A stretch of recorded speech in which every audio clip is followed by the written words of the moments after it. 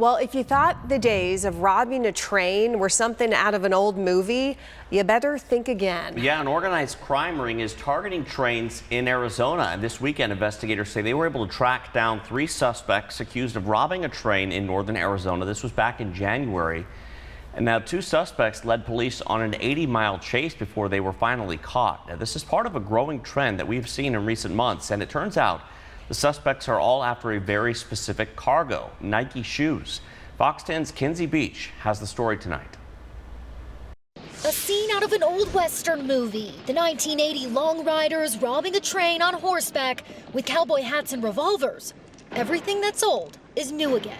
It's this BNSF line that's been targeted multiple times over the last year. Over $2 million worth of Nikes have been stolen between California and northern Arizona.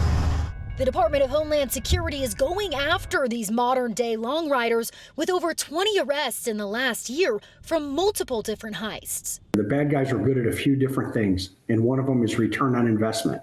And they have found a niche. They have found a sweet spot. They found the hole in the fence. Verisk CargoNet is the federal government's lead when it comes to theft data. And some of these products are better than cash. Easier to move, easier to launder. Products like Nike, and not just your typical running shoe. In a January 14th heist, they stole over 1,900 pairs of shoes, many of them unreleased Air Jordans. So we asked, so do you think this is an inside job?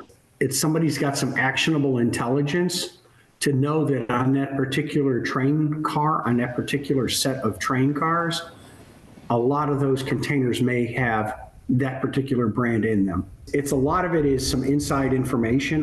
The organized ring has burglars get on the train inside of these containers, many of the time in areas where it slows down, with multiple getaway cars trailing behind them. They're cutting the airline, which puts the train into emergency.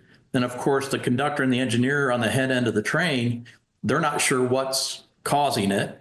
So the conductor's required to walk back and find the problem. Not only can an emergency stop easily lead to derailment, but locomotive engineers like Scott Jones, who rode the line for 28 years, could be completely blindsided. Like it's 2:30 in the morning, you're on a 3.5-mile long train, you're out in the desert somewhere, it's very dark, and you're on the opposite side of where the perpetrators happen to be working, and you don't see them, and you happen to walk in on them.